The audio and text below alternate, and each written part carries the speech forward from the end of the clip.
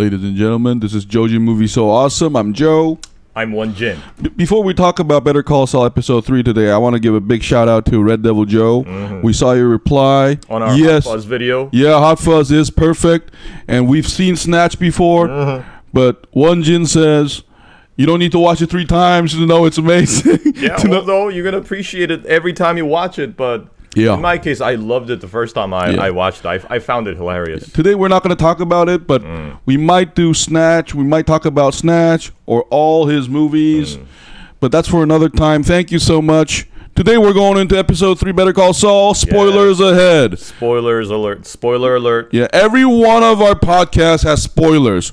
We don't do on-time stuff, so please be aware. Thank you to our 9 subscribers. Spoilers for season 1 to 5 to what have 6. Basically, everything. Yeah. Everything related to Better Call Saul. So Better Call Saul, I want to go first today, Won-Jin, if it's okay. Yeah. We got to talk about the big thing first, right? Because that's on everyone's mind. It's that Nacho died. That's right. And then... anyways, continue. Yeah, I really want to point out how smart this episode was. First of all, what's so smart about it is that I think every one of us did not expect Nacho to die this early. So that gives me great confidence that by the end of this season, which is going to be divided to 2 parts now that I learned, 13 episodes. Oh, is it? Yeah. So I think it's a hint that Nacho's death is nothing. I'm going to surprise the hell out of you. Your imagination is on fire. We might jump to Breaking Bad time. You know, you thought you knew what's going to happen to Kim, but that's not what's going on, etc., etc., etc. Secondly, one more thing.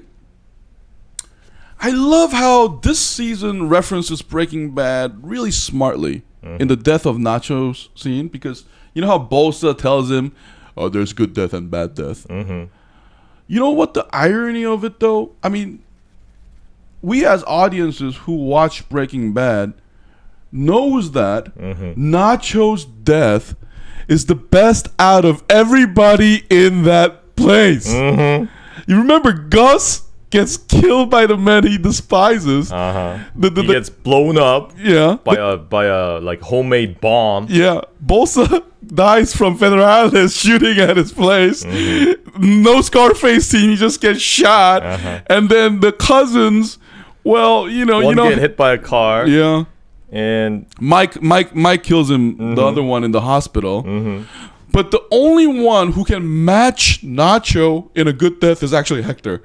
Ah, okay, because we can clearly we remember how happy Hector was about blowing himself up. Because the beauty of Hector is that, you know what I like about him? He's so unapologetically himself. And you can tell that he's a very vengeful man. Oh, yeah. And he's also, in a way, very petty. I'm sorry for Nacho, but I kind of found it hilarious that after Nacho shot himself in the head, Hector approached him and took a few more rounds. I know. At his dead body. I'm like, oh my god, this man has no apologies at all. No, but that scene was so beautiful because it was sickening and funny at the same time.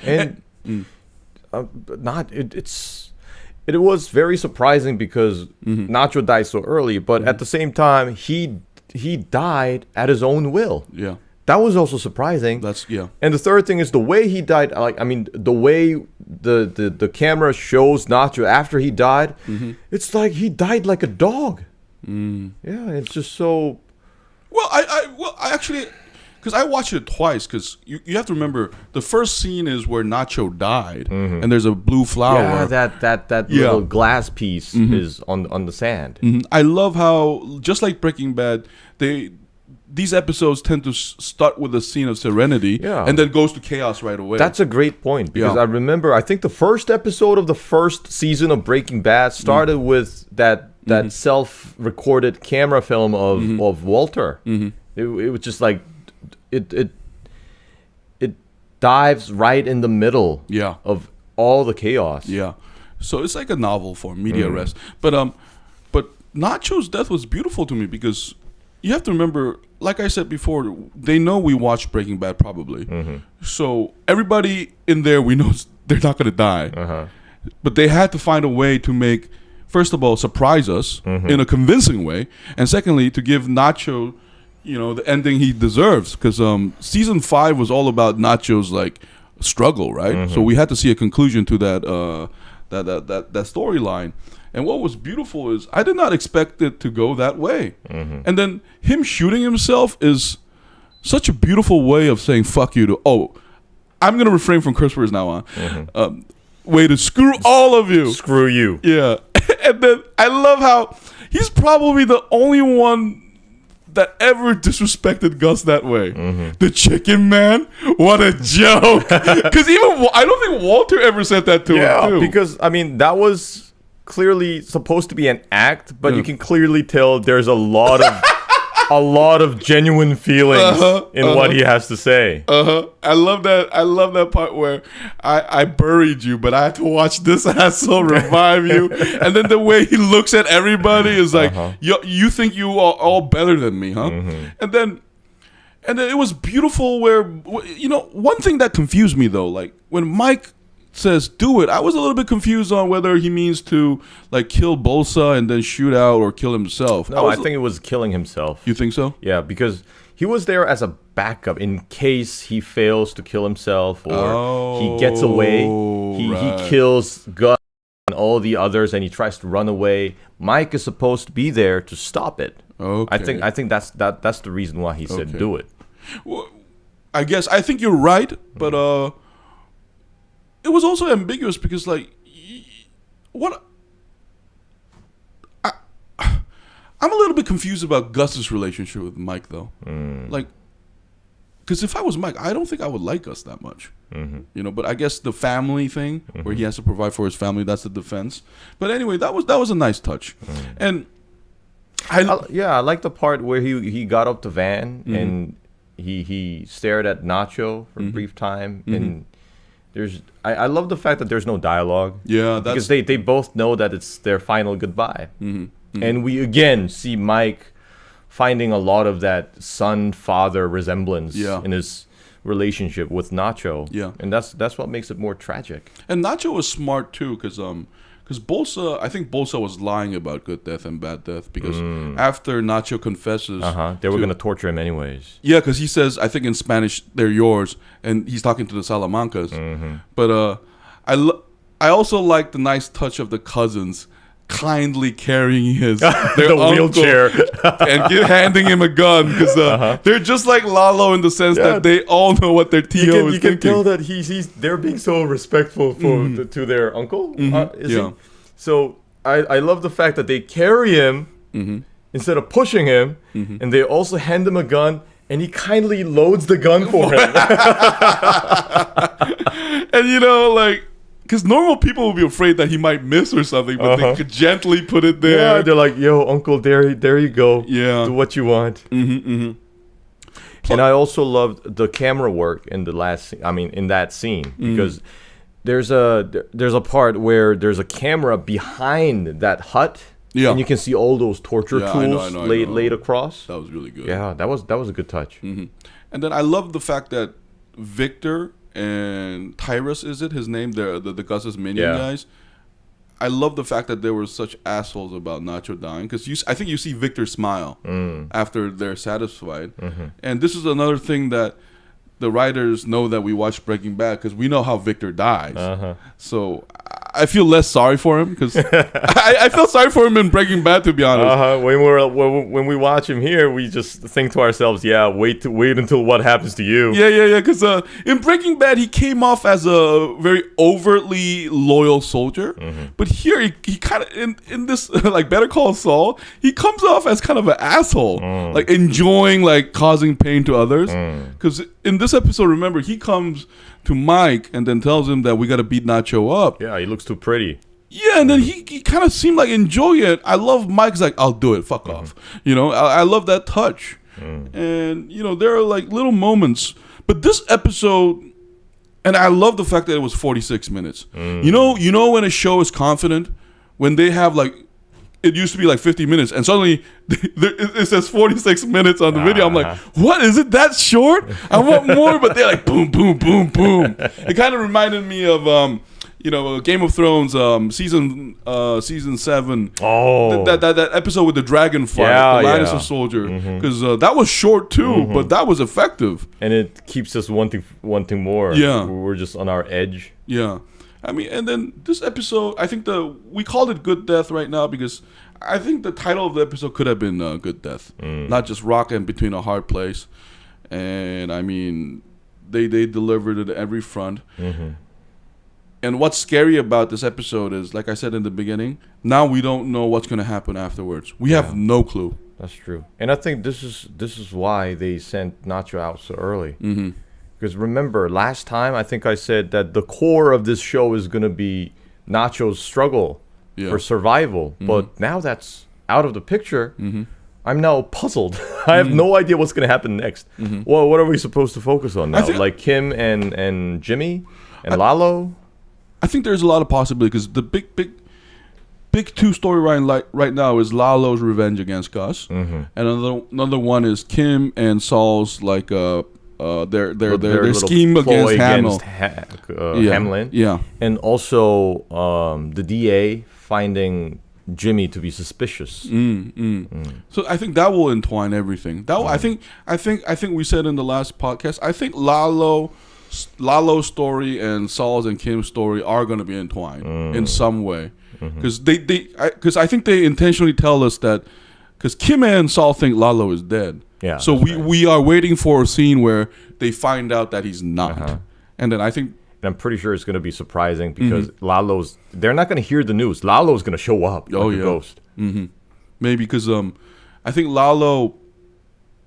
Because I don't think Lalo has reason to suspect Saul or Kim to be antagonizing like they're his antagonists. He knows Mike and Nacho and Gus are enemies, but I think he might consider Saul a neutral player, so to speak.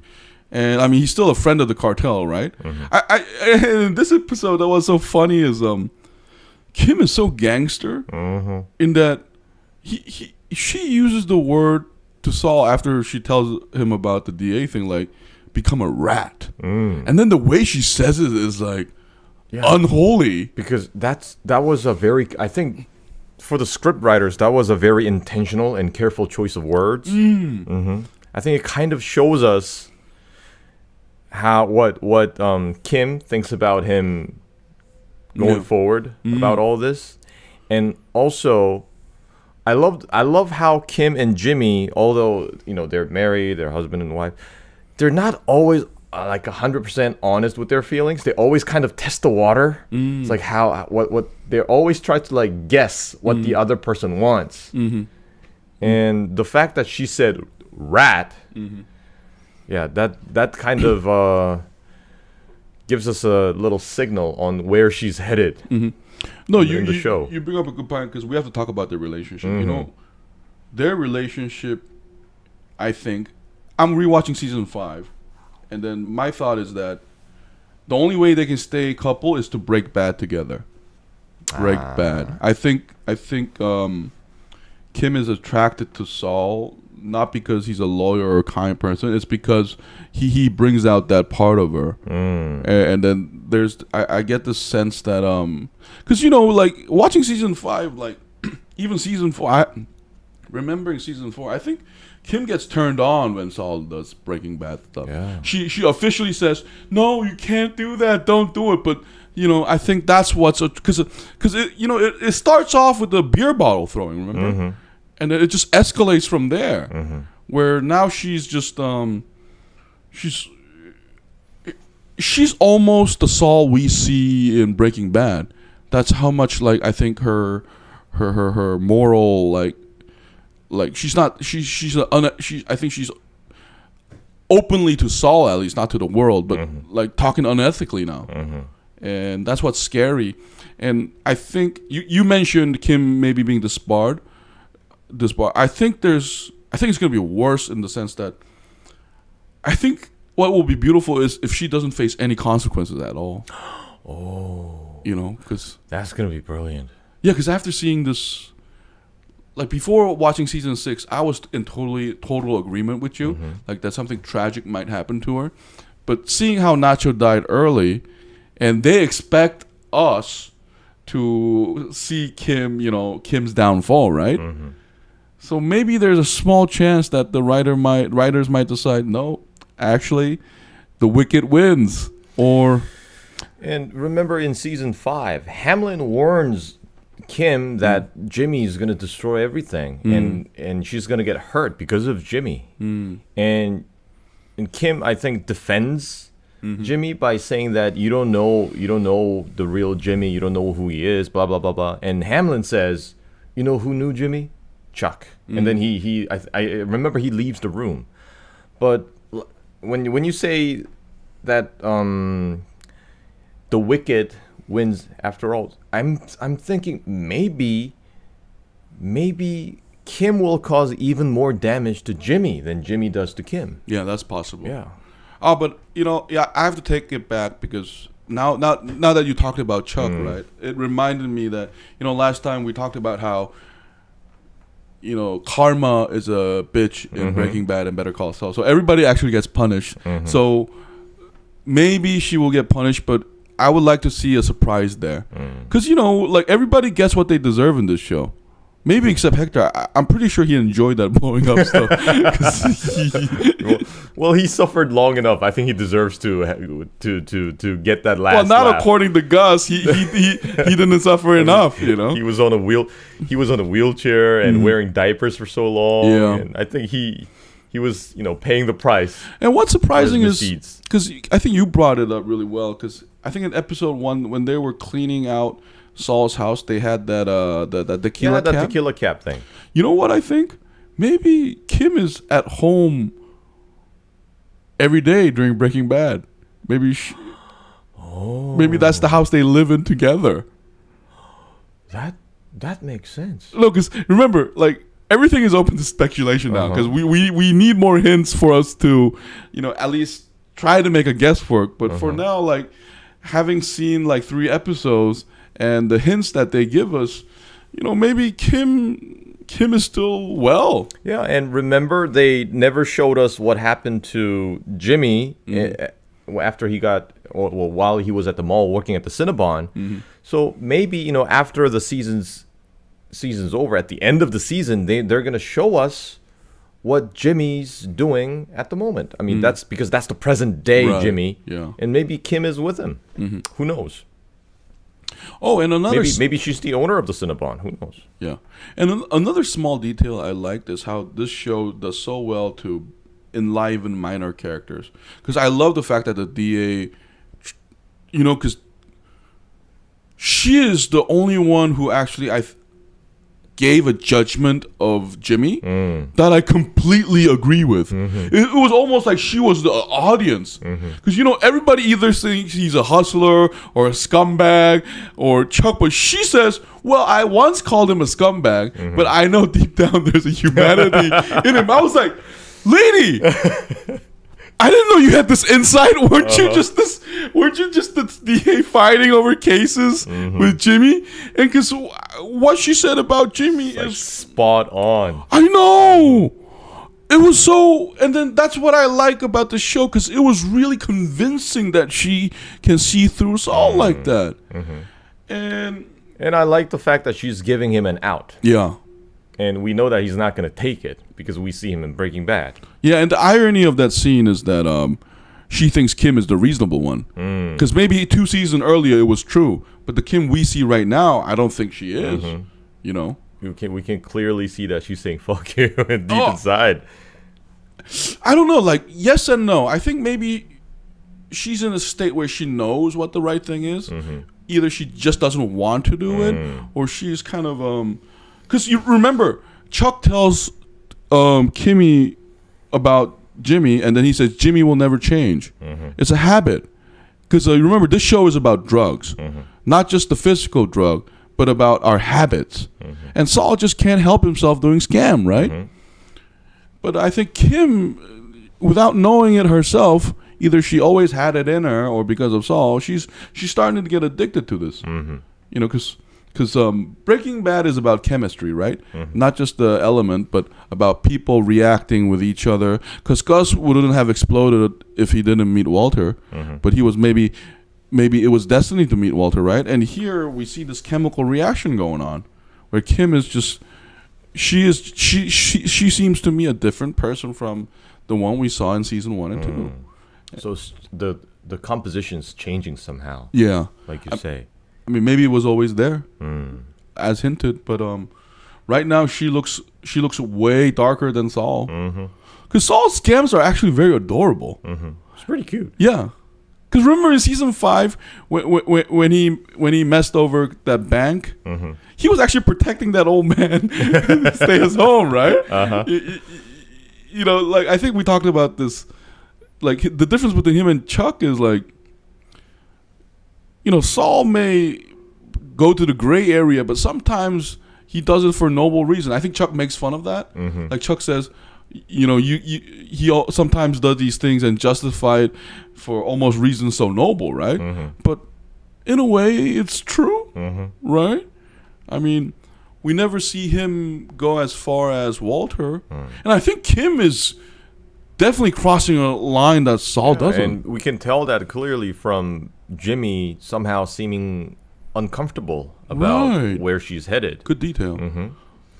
And you can tell that he's not 100% all in with this Hamilton ploy against Hamlin. Yeah, Hamilton. I'm sorry. Yeah. No, and I like how that's building up. They have this like big picture, and they're working slowly to defame Howard. That cocaine thing. No, but if we're going with the disbarred theory, right? Season 1 to 5 taught us that there's more to Hamlin than meets the eye, right? Because in season 1, we were on Saul's side, Jimmy's side, thinking he's just a rich prick, right? But he's surprisingly insightful, resourceful, and kind. But compassionate. But we always see a lot of sides to different people here. And maybe he's gonna show Kim that he's a lawyer after all, not just a business partner or whatever. You know, so that's the beauty of it. So I'm wondering, remember those? I mean, not those. There was a car following Kim and Jimmy after the end of episode 2, I think. So I wonder where that's headed, because I'm suspecting that might be Howard or someone Howard hired, right? To observe what they're doing? Yeah, that's an open question right now. It could be Lalo for all we know, but that's definitely going to be addressed, right? And then, the funny thing about that is they're targeting Kim, not Saul. Maybe it could be we might see old characters come back from the prior seasons, like you know, because that bank. It's because I'm watching season 5. That Mesa Verde? Yeah, Mesa Verde. Oh, and when Jimmy went to that gentleman's club. Yeah. The dude, wasn't that the dude? Yeah, he's the CEO. He's the president. Yeah, he was there. Yeah, he inherited from his father. And I don't know, maybe they found out that maybe Hamlin is telling them that, you know, Jimmy and Kim are thick as thieves, and they might have conned you guys. So, you know, I mean, there's only a few players here that has the resources to have people tail you and stuff. I mean, the cartel, but we assume Lalo is still in Mexico, right? So that's also interesting. That's also interesting, and that might surprise us. Oh, anyway.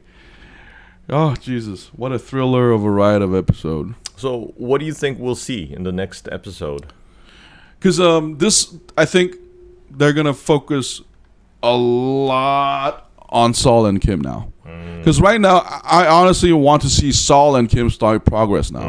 Now that Nacho is done. Because remember, like, Gus and Lalo's? I don't know. That will, I think, go side by side, right? Because, like, next episode, I would like to see two things that Kim plot. You just mentioned about the following car. Another one is, what the hell is Lalo up to? And I would like to, like, know Lalo's reaction to Nacho dying. Like, oh, Tio, you fucking shot a good job. And then, you know, whatever, you know. And I would like to see more Salamanca collaboration, too. You know, I was thinking after watching these cousins again, the twins, after this show's over, I'm hoping to see something that covers the Salamancas. The rise of Salamancas? Like the past. like how they came to power. So the show might be called like Sangre por Sangre, or the Salamancas. Since they leave us a lot with imagination, this is my theory. What's I think the show kind of hints at is, it's funny how all the nephews are raised by Hector. I think Hector had brothers and they all died because that's their way. Yeah, so he's somehow become like a father figure. Yeah, to all of them. Yeah. And then there's this grandson that's mentioned in Breaking Bad when Gus taunts him. So I mean, we have to assume like mortality rate in the Salamancas family is pretty high. So I mean, Tuco, Lalo, the twins. At least 4 nephews, because it seems that they have different parents too, and they're all called Salamanca. So I'm just gonna assume they're paternal, like children. So I think Hector had a bunch of brothers that got killed, because remember in I think season 4. Like when he gets mad at Bolsa, Salamanca blood, Salamanca blood. I lied to you, can suck me.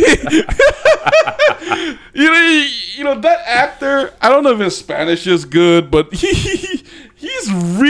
in a lot of different movies. But yeah, we saw him in Scarface. Yeah, remember he's the guy who's trying to blow up the car with a child in it. Yeah.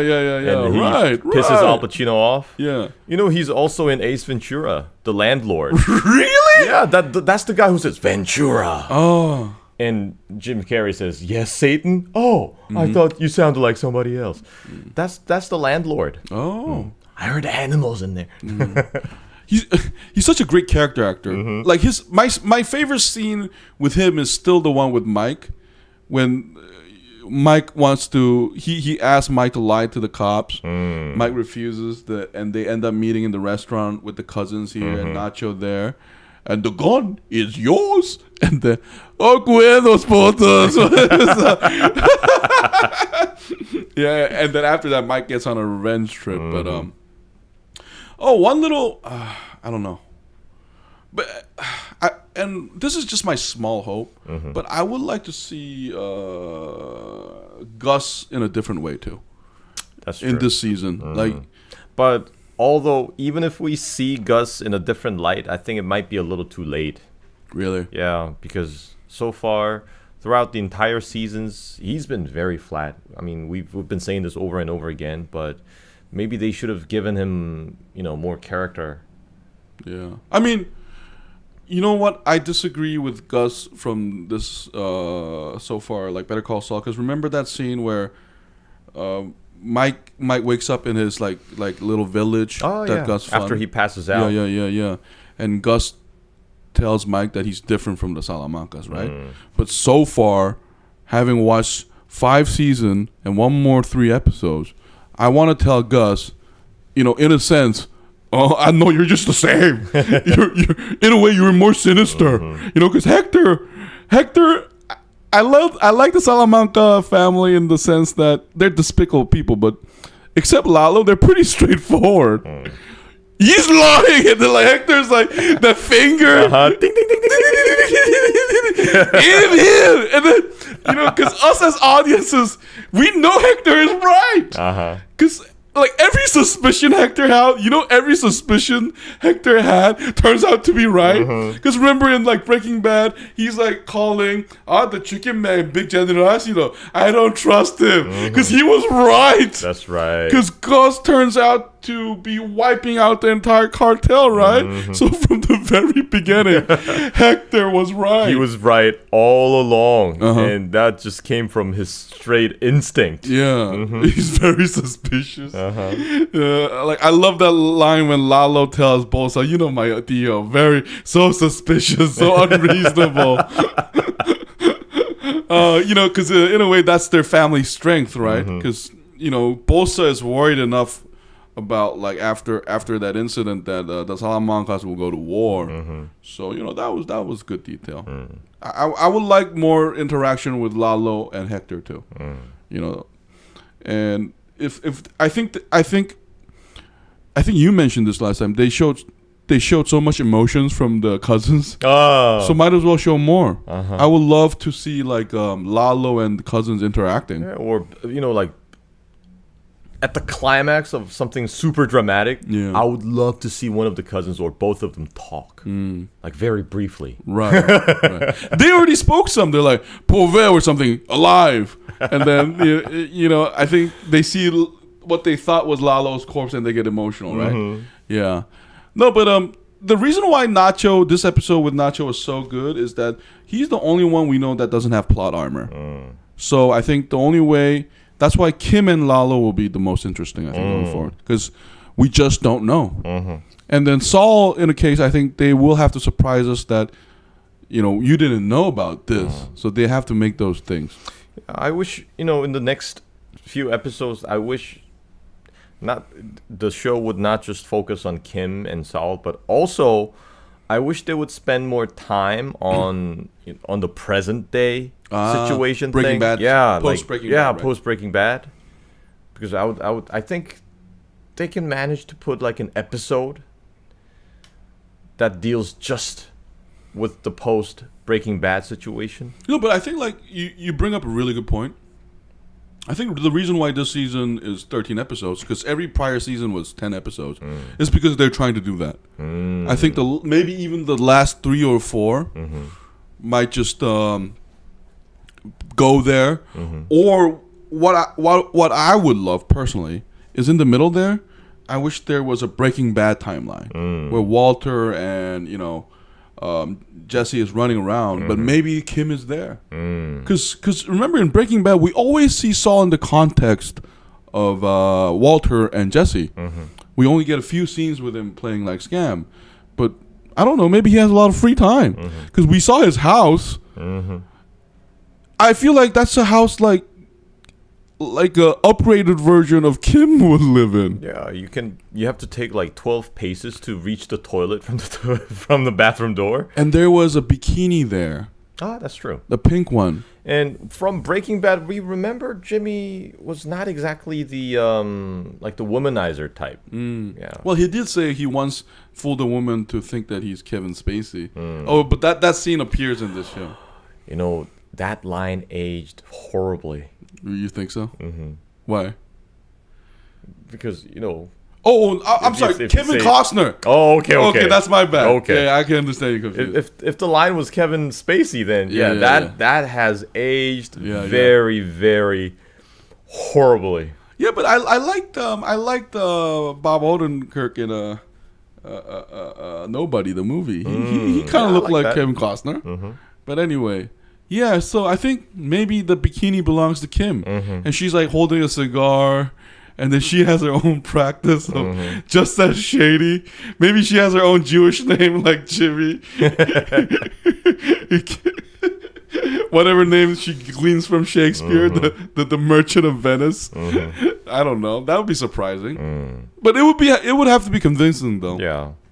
So I'm hoping we would see something something similar to what we saw from El Camino. I watched El Camino. Oh yeah, I liked it. I liked it very much. If it handles the post Breaking Bad situation involving Jimmy and Kim, just like El Camino, I think that it'll be brilliant. Who knows? And then moving ahead a little, maybe they're preparing another show. So. Maybe it might be a separate show about Kim. I think it's going to be one of these characters. And there are a lot of interesting characters. But I would like to be it to be someone non-Breaking Bad, though. Because remember, like, a lot of the characters such as Mike is not interesting to me anymore. Because I don't know. Because Mike had more screen time than Walter and Jesse now. That's true. Yeah, because I think he appears in like season 2 or 3 of Breaking Bad, and he's a main character up to season 5. That's right. So like, and now he's like a major character in this show. Yeah, because he has more screen time than Saul even. Like if you think about it, because like, so what was? I think we joked about this privately. it should be Better Call Saul and Mike. You know, because Mike is just half the show, That's especially right. in the earlier seasons. It's unfair to call it Better Call Saul. Yeah, Better Call Saul. Don't call Mike. You know, like a tagline, because Mike is like a major character, and they I think they kind of miss. I don't think they did it intentionally, because Better Call Saul sounds so good. But I mean, we already seen Hank, so I don't know. Maybe maybe Jesse and Walter White will appear too. Yeah. I think there's a strong chance that Jesse will appear, because he's already in the game. According to Lalo and Mike in the game. Yeah, and with his friends, with his buddies. What Yeah, are their yeah, names? Yeah, those two buddies. Yeah. I like them near the end of Breaking Bad. They're pretty actually interesting characters. Yeah. And I mean, just to digress a little, I saw them in El Camino. They're They're so loyal, right? They're like so loyal, like true friends. I know. Like, wow. These guys are like better friends than we've seen from people around Walter.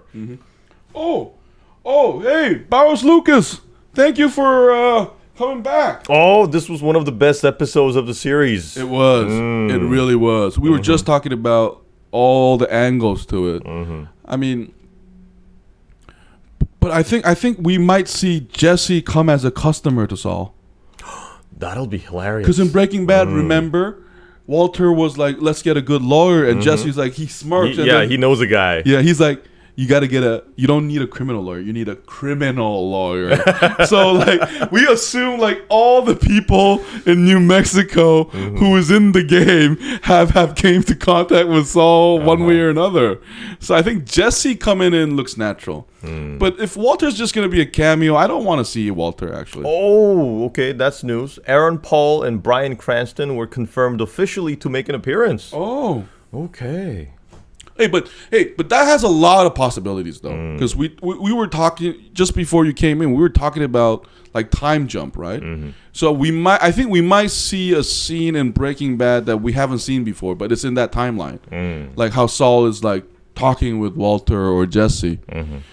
I don't know. Maybe what'll be interesting is if Kim is not disbarred or in jail or dead, she's like giving counsel to like Saul, just stay away from Heisenberg or stuff like that. But I think there's a lot of way that can come out, and so far the show has not given us any hint how that's going to happen.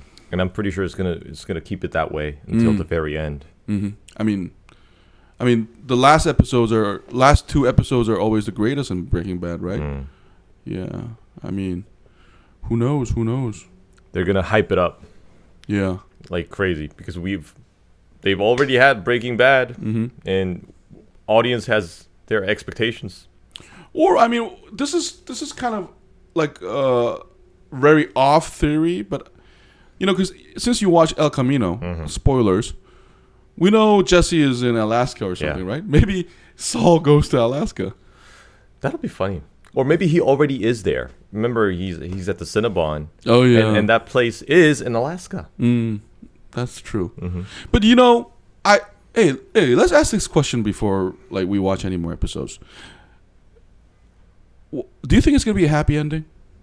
Like ultimately, I think so. I think it might give us a little chuckle, because I was imagining, you know, like at the end we see the post Breaking Bad Saul in Alaska, and like you just mentioned, Jesse just strolls across the mall and he wants to buy something at the Cinnabon. Yeah. He sees Saul, and then he says, "Bitch," and then the show ends. No, I think it's gonna be like a tragic comedy element, but I feel like Saul kind of deserves a more comedy element. You know, because Breaking Bad was very bittersweet. Yeah, but I think we talked about how this show has karma, right? But I think Walter's ending is a happy ending. Okay, I think after what happened in this last episode, the relationship between Mike and Gus will get stronger, and Gus will want to protect Nacho's father heavily. What if he kills Lalo himself? Yo, that's funny because you brought it up last time. Because Won-Jin, That's an interesting theory too, because I think Won-Jin, you said last time that Gus might kill Lalo. So that could be interesting. No, but I'm thinking, what if Nacho's father kills Lalo? Oh, you think so? Because I think that'll be like super interesting. That might happen. Like he hears the news, it's like mijo, and then he like pulls out a gun, or I don't know. Lalo might visit because we know that Lalo's somewhere out there. And I'm guessing that he's probably gonna give a visit. No, but I think his father will never know the fate of his son. Because right now there's only witnesses of Nachos is there, and just that phone call. Yeah, none of them will. I think tell him directly. He might have suspicions, right? But I don't think Nacho's father. But this show is called Breaking Bad, so a good man like that could break bad. So maybe. But yeah, I would also like Gus killing Lalo, because we've seen very few instances where Gus killed somebody himself. Yeah. I think the only time wasn't Breaking Bad when that dude was trying to Victor. Oh, that was Victor. Yeah, when Victor was trying to cook meth on his own. Yeah, but one of the beauties of Gus, one of the reasons why him killing Victor was such a shock to us is that he's not that type. He's like a Lex Luthor type. He doesn't get his hands dirty, and that's what makes him more sinister.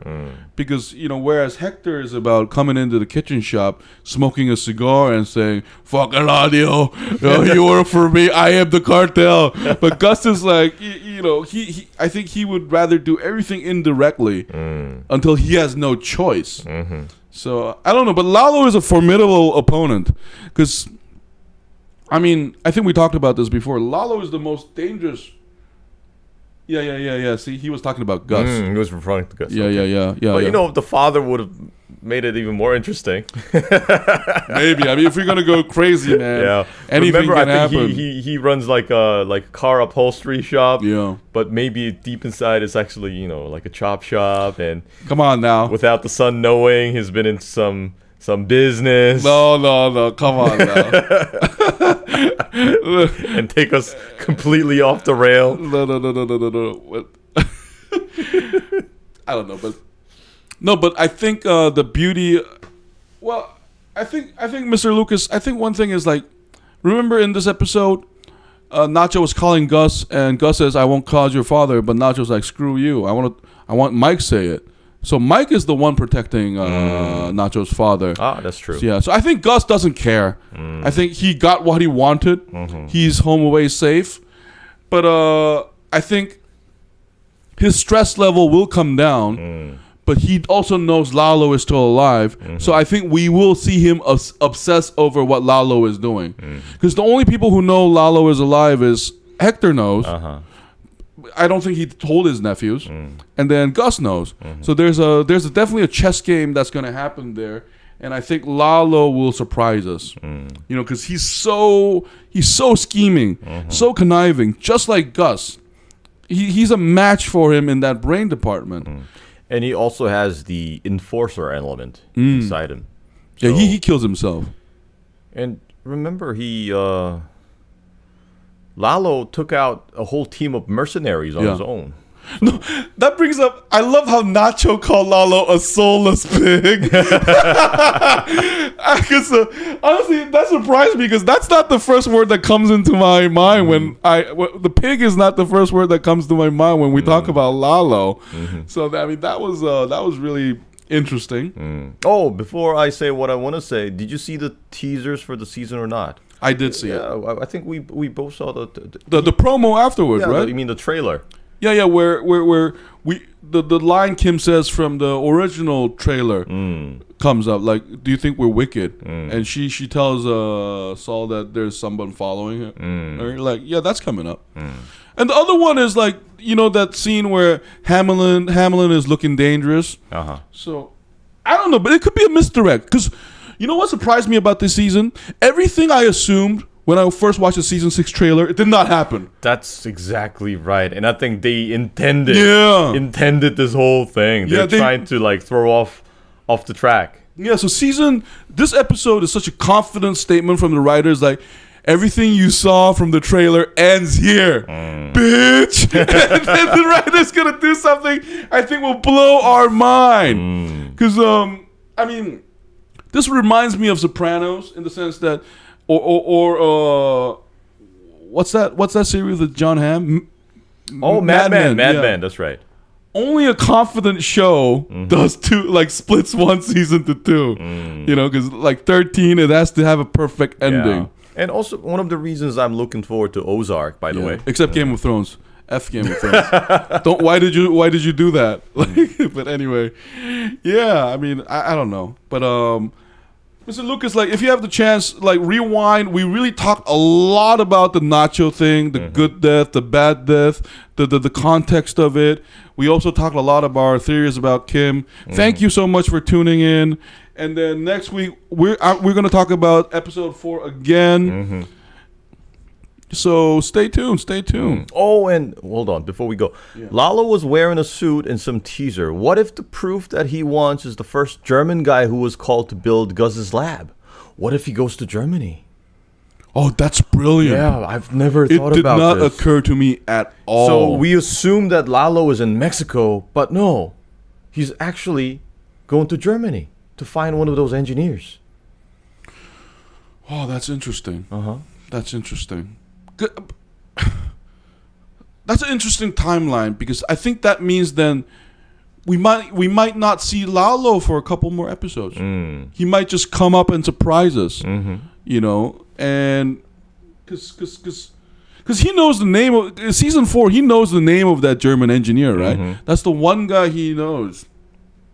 And then he could also visit that what's that, Lydia and all that. Maybe the logistics lady. Yeah, because I think, Mr. Lucas, I agree in the fact that I think Lalo is a great detective.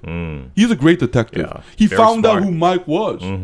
And then I love that scene. Remember that scene where, is that you, Mike? And then he was so like, yeah, I see you. Yeah, so he's I think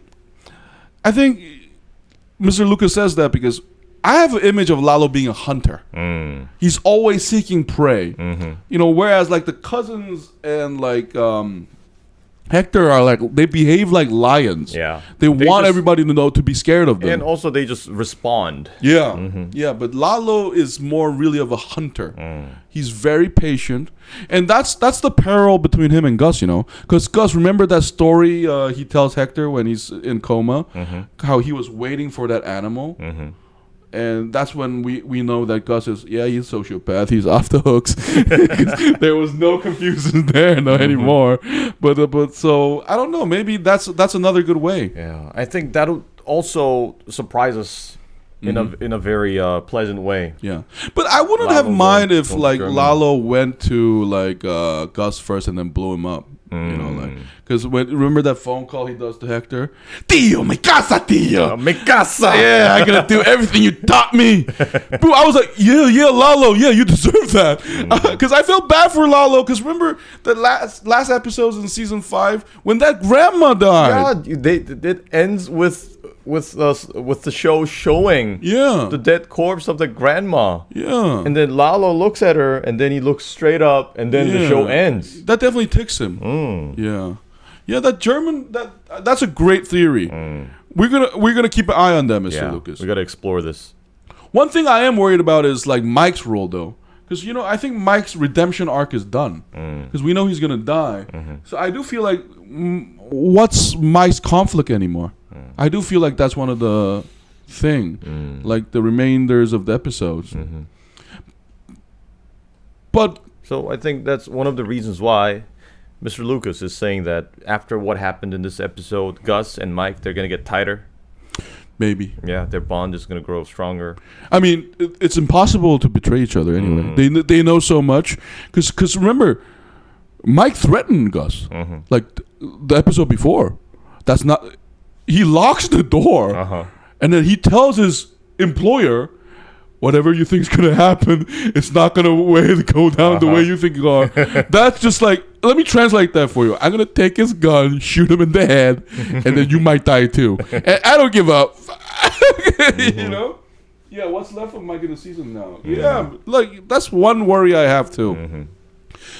But I think one way to salvage that is to have Mike and Saul somehow interact again. Or Mike and Lalo. Yeah. Yeah, because remember that scene when Kim told Lalo to piss off? Because Mike was watching that with the sniper rifle.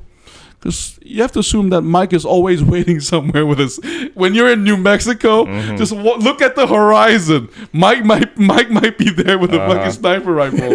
Because I can't count how many times he was up in the desert, either looking at Hector or looking at Saul. So when you're in New Mexico, if you hear gunshot, it's Mike who done you. So I don't know. Mike killed you. No, but Mr. Lucas, I like. But my bigger concern is Gus, though. Like, Gus. I wish. I wish we. One way to salvage Gus in this season is we see him either upgrade the meth lab somehow in preparation for Walter White and the other guy before him, or we see him make that foundation for police. Because we've seen Hank already. I think season 5 he's there. So I would like us to see like Gus act like that kind, like that. That makes sense. That would be a great way to salvage this whole thing. Because remember, the reason why I was so unhappy about Gus in this show was because he was so flat. And maybe it's because he's not complete yet. Oh, right. Like you said. So something happens to him that kind of completes him into the Gus we know from Breaking Bad. Yeah. So he now somehow learns how to mask his true intentions and feelings and give us that kind, warm-hearted face. I mean, he did show it at Los Pollos Hermanos to his employers, but I would like to see him prepare for interaction with Hank and the cops, though. Right. After all that happened so far, Lalo's death is 99% certain. If Gus now knows that Lalo is alive and in season 4 of Breaking Bad, he tells Hector that all Salamancas are dead, there's no way Lalo lives. Talked about this. You bring up a great point. But I do, but Lucas, I agree with you 80%, but here's the catch though. Because remember how Lalo already tricked his death? I think that could be a hint that he can do it again. Okay, maybe that could be a foreshadow. Yeah, or maybe the show's going to show us it's not going to work the second time. Yeah, and Gus is going to outsmart him somehow. Could be. I think both are possible. Because remember, like, Gus thinks all the Salamancas are dead, but so as smart as Gus is, what's so surprising about Better Call Saul is that we see a lot of weakness from him. Like, he doesn't see everything. He misses. Because in Breaking Bad, he was almost like a god to me before Walter killed him. Like, impossible trick. Remember that scene in the parking lot? He just stops, and his instinct tells him something is messed up. So he looks around, and then he just doesn't make the move to the car. So, I don't know. Like, there's a chip in a Gus's armor. So, I think... I don't know, but... I think Lalo's dying chance is 80%, but I think he could make it. Yeah. I think Nacho dying is kind of like a reverse hint that Lalo might live. Okay. Yeah. Interesting point. Because, Mr. Lucas, following your theory, it could have been possible that Nacho survived. Because he's the one that's brought up in Breaking Bad. That Nacho sent you. And then, I don't know, if it was Lalo sent you, maybe Lalo would be already dead and it'll be the opposite. Because remember, like... These writers love to surprise us. They do it in a way better than Game of Thrones ever will. That's true. Yeah, so I don't know. I agree with you in spirit, but I would say I think there might be a good chance that Lalo lives. I think Won-Jin, you brought it this theory. Maybe there's a time jump, and then he might appear to Saul again as like safe Salamanca. Yeah, so you never know. You never know. And Saul pisses his pants. But all he wants is just a Cinnabon. But following Mr. Lucas's comment, most likely is that on the surface of it, Gus knows Lalo is dead. So that means Gus and Mike is gonna smoke him somehow, and then it's gonna be epic. Because if Lalo doesn't have a death speech, I'm gonna quit the show. Because Lalo has been. Ever since he appeared, he has been my #1 favorite character. Like, Nacho challenged that thanks to the last season, but Lalo is still my favorite character. Because so far, even in this season, every scene with him is such a surprise. Yeah, but I still think that if Gus makes the same mistake again, the powerful phrase told to Hector is going to lose sense and strength. No, then you know what? You know what? You're right, because I think it was the last episode. Hector knows that Gus knows that Lalo is alive. Gus also knows that, because Hector smiles at the handshake, right? So that's in a way Hector saying, you know Lalo is alive. And so they both know. And to be honest, Hector being the last Salamanca is great. That's true. That's true. That's a beautiful And he ending. went out strong. Yo, I scratched that. I said he had a bad death. No, he completely had a good death, because I still remember his face of satisfaction. Ding, ding, ding, ding, ding, ding, ding, ding, ding, ding, ding, ding, ding. Yeah. And I feel like in a way Hector is more powerful than Gus, because remembering Breaking Bad and seeing Better Call Saul again, I feel like Hector lives in Gus's head rent free, not the other way around. That's true. He sees right through him.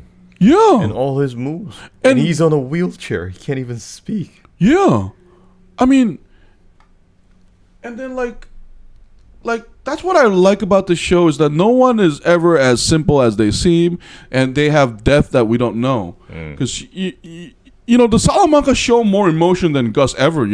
Every one of them, and it's one of those animal things that we relate to.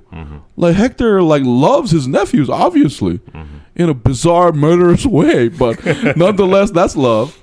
So I think Hector lives in Gus's head, because you remember in season 5, I did not like that scene where Gus made a tribute to Max, because I felt like Breaking Bad Gus was just the perfect amount of mysterious, and we know about him. That's true. But they didn't. I don't think they brought anything new to the table here. They're kind of giving more detail to what we already know. Yeah. But Hector, we're learning so much new things from him, about him. Yeah, because in the beginning of the show, he was walking around on his own 2 feet. Yeah. I mean, I gotta be honest, Lalo is my favorite character, but Hector and Saul can compete. They compete for the second spot. Oh, scratch that. I'm sorry. Lalo, Kim, and then Saul and Hector. Hector is almost there. And then when it comes to pain metric, he killed Nacho in a way too. That's true. Yeah, because as much as Nacho because Nacho said "F you" to them, but he lost his life, and I don't know. But I love this. But I think Lalo's death, I think the way Salamancas died is also a hint how Lalo will die, because Salamancas always die gangster. Their sangre por sangre means, I think, they will always die in blood. So I'm hoping that we'll see something as spectacular as we saw in the last episode of Breaking Bad. Remember that M60? I had a great idea. What is it?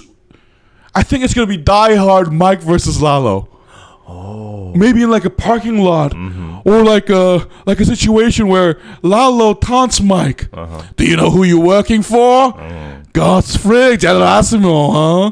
I know, I wouldn't mind that at all, because I think because the Cousins and Nacho shootout was pretty exciting for me. And remember the Breaking Bad, the moment when Walter presses that button for the machine gun. Yeah. I was literally holding my breath for 20 seconds. I was, oh my god, it's so much firepower. Yo, but Mr. Lucas as witness, I do think we are gonna see Gus bleed. I think Lalo, before he dies, he will make Gus bleed, because I think he's gonna mess up his perfect composure. Gus always has a perfect composure, right? But I think even if Lalo dies, he's gonna at least make Gus fear for his life, and that would be beautiful, actually. Because did you already talk about the fact that now Saul at some point in the season will have to figure out that Lalo's because we talked about how Kim and Saul think Lalo is dead, but our theory was that Lalo is going to visit them. I think Won-Jin, you brought it up how Lalo is going to make a surprise visit. Because I think Lalo will have to make a surprise visit to Saul and Kim. Because I don't think Gus or Mike will tell of Lalo's fate to like Kim and Saul unless they absolutely need to. That's true. Yeah, because they're very secretive. Their operation is a steel box. There's no reason why they would ever tell Saul and Kim. Yeah, that there's no Lalo's benefit alive. there. Like, hey guys, turns out Lalo's alive. No, that's never gonna happen. Yeah, because there's no tangible benefit to that. They will only do it like if Mike feels like he needs to protect Saul and Kim, or there's some like ploy going on. So yes, like you say, I'm hoping that we will see Gus bleed and almost loses life, but eventually Gus kills Lalo. Me too. And this episode, we didn't talk about this minor detail. I love how Hugh is the one who tells Saul that you're a lawyer, right? Your wife is a lawyer, right? Oh, that conversation. Yeah, that was a nice detail. Yeah, it's like, why are you doing this? Yeah. You make good money, right? Yeah. Because that was such a good question to the audiences too. I was like, yes, Saul. Like, why? Yeah, you have a respective job. You make good income. Why are you doing this? No, but that is so beautiful. Just like the DA woman having insight about Saul, just like us. I love how this show is asking us that question. Because Breaking Bad is about, we're asking Walter, why are you Breaking Bad? Because he's the one who keeps upping the scale. Yeah. He doesn't have to go that big. Yeah. And here we see that like a mini version of that. I mean, Saul and Kim aren't murdering anybody, but I feel like Kim is crossing a line that Saul doesn't, where no matter how unethical Saul's behavior is, he never actually, I don't think he ever intentionally tries to like actively hurt somebody. It's sometimes it happens because I have a defense mechanism. But he does scam the senior citizens. But I think Kim's is more darker in that he is, I think she resents Hamlin. I think there's a hint at the show where something's very personal. Yeah, on the one hand, her growing up poor is like a way why he resents all these rich whatever. What I'm liking about Gus's role in this season is that that's the first time we're seeing him in shock and fearing for his life. And he makes mistakes. I think this gives more layers to the character. Oh, okay. Good point. Yes and no. I agree with you, but that only works because we have to watch Better Call Saul after Breaking Bad. See, this is what I want to talk about. As much as Better Call Saul is a prequel to Breaking Bad, I don't think I can ever watch, if I decide to do a marathon, I don't think I can ever watch Better Call Saul first and then watch Breaking Bad. I think the timeline is the opposite, but I think it's just so meant for us to watch it in Breaking Bad and Better Call Saul order. That's an interesting point. Yeah, I don't think I can watch it like because before. It's really funny. They've done such a fine job with this prequel that it's getting very difficult. Like you said, it kind of feels like Star Wars. No, but because remember, it started with episode 4, 5, and 6. Yeah. And then I know it's a brilliant story and a movie. But remember, this is like special effects from the 1970s. So although, yes, it is legendary and all, but after watching, the prequels, just episodes 1, 2, and 3, there's this barrier that kind of stops me from continuing from episode 4. Yeah, but I agree with that. But back to Gus, the one layer I think it is missing is humanity, though. Because his layer basically right now is that, he bleeds. Like, he's a human being. He makes mistakes. But, what we like about Mike, despite, he killed that German person in cold blood, by the way. We still like Mike because we saw a lot of nuances and dimensions to him. But Gus, the only time we see that, in the Breaking Bad, that was shocking because we think he's a cold-blooded drug dealer, a businessman, until we see that scene where Hector shoots Max. His lover or boyfriend. We're never told directly. But here, we get to see more details of that, but we never get to see a side of Gus that we haven't seen before. That's true. Because remember in Breaking Bad, he is also panicked enough about Walter to try to play politics with Jesse, to have Mike and them come together and try to make a move against Walter. But here we don't get to learn anything new about Gus. Yeah, that's one thing that Mike had in this season. Yeah. Because Mike, like you said, he killed that German engineer in cold blood and blah, blah, blah. But we know that he feels guilty about it. And also, we've seen him having a lot of compassion towards Nacho because he sees that son resemblance. And, those, small details where he takes the ID of his father from the safe. Yeah. He wants to... He doesn't have to do it, but he still does it anyways because he's compassionate. Yeah, I mean, it's a new aspect of Mike we haven't seen in Breaking Bad. Because we never knew he had a son who got corrupted, who died. That's true. And then and then the reason why Saul is interesting in the first place is that we are getting to see a side of him that we haven't seen before. But the problem with Gus that I have is that we are not seeing a new side of him. That's true. That's why one of the things I wanted to see was... And that's what keeps disappointing me. But I would like then this is I think I agree with Mr. Lucas halfway, but I would want him to be more depraved then. Like I would want to see Gus more depraved. I would like to learn that, in Breaking Bad he tells Walter that he has children, right? I just want to know that it's complete BS. Yeah. Then I want to know that it's complete BS, or maybe tell us about what happened in Peru. Like what? Maybe. So maybe the upcoming episodes will deal with this. Yeah. And that'll be brilliant if they do. I mean, I would like a 1 minute flashback of when maybe Gus is wearing a military uniform and he used to be the Noriega's executioner. like those Contra forces. Yeah. No, because it's kind of heavily hinted that. Because remember in Breaking Bad, Hector says General Almissimo. He was a general. We assume he used to be a soldier. It explains his meticulousness and discipline. And if there's like a 1 minute scene in the beginning of an episode where Gus is wearing a hat and then I don't know, maybe holding Max's hand or like talking to Max, because we don't know how Max and him met. That's true. So if there's a scene where they're in a cafe and says, "My name is Gus, my name is Max," and we see them all flowery like when they're young, then that will actually give it more dimension. Because right now he's just a business suit gangster, and that I don't know. So I'm hoping in the future upcoming episodes, the writers have something prepared for us. I mean, I'm confident that they will, and whatever it may be, I think. Oh, yes, I feel that with Saul. The problem that I see with him is even though they explain as best they can why he's the guy he is in Breaking Bad, I don't see Jimmy there. I don't see these deep layers. Yeah, see? But that's why Mr. Lucas, that's why I said we can never watch like a Better Call Saul first and Breaking Bad next. That's right. Because basically in Breaking Bad, Saul is just a flat character. Yeah, he's a comedy character. This only works because we saw that and we're surprised. So we can never go back. And there's no hints of sadness in Saul. Oh, only in that scene where Walter threatens him.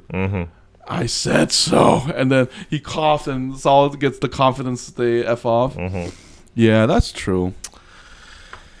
So since Nacho's dead, now everything's up for grabs. I don't know. They might be a third. We have no idea what's going to happen now. Yeah.